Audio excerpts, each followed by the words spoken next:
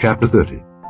And Moses spake unto the heads of the tribes concerning the children of Israel, saying, This is the thing which the Lord hath commanded. If a man vow a vow unto the Lord, or swear an oath to bind his soul with a bond, he shall not break his word. He shall do according to all that proceedeth out of his mouth. If a woman also vow a vow unto the Lord, and bind herself by a bond, being in her father's house in her youth, and her father hear her vow, and her bond wherewith she hath bound her soul, and her father shall hold his peace at her, then all her vows shall stand, and every bond wherewith she hath bound her soul shall stand. But if her father disallow her in the day that he heareth, not any of her vows or of her bonds wherewith she hath bound her soul shall stand, and the Lord shall forgive her, because her father disallowed her. And if she had at all an husband when she vowed, or uttered aught out of her lips wherewith she bound her soul, and her husband heard it, and held his peace at her in the day that he heard it, then her vows shall stand, and her bonds wherewith she bound her soul shall stand.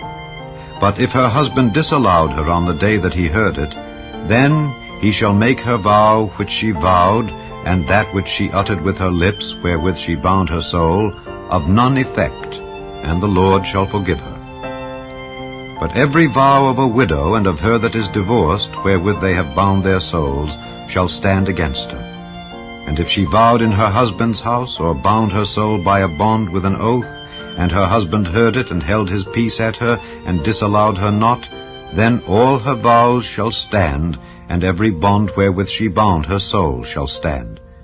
But if her husband hath utterly made them void on the day he heard them, then whatsoever proceeded out of her lips concerning her vows, or concerning the bond of her soul, shall not stand. Her husband hath made them void, and the Lord shall forgive her. Every vow and every binding oath to afflict the soul, her husband may establish it, or her husband may make it void. But if her husband altogether hold his peace at her from day to day, then he establisheth all her vows or all her bonds which are upon her. He confirmeth them, because he held his peace at her in the day that he heard them. But if he shall anyways make them void after that he hath heard them, then he shall bear her iniquity. These are the statutes which the Lord commanded Moses between a man and his wife, between the father and his daughter, being yet in her youth in her father's house.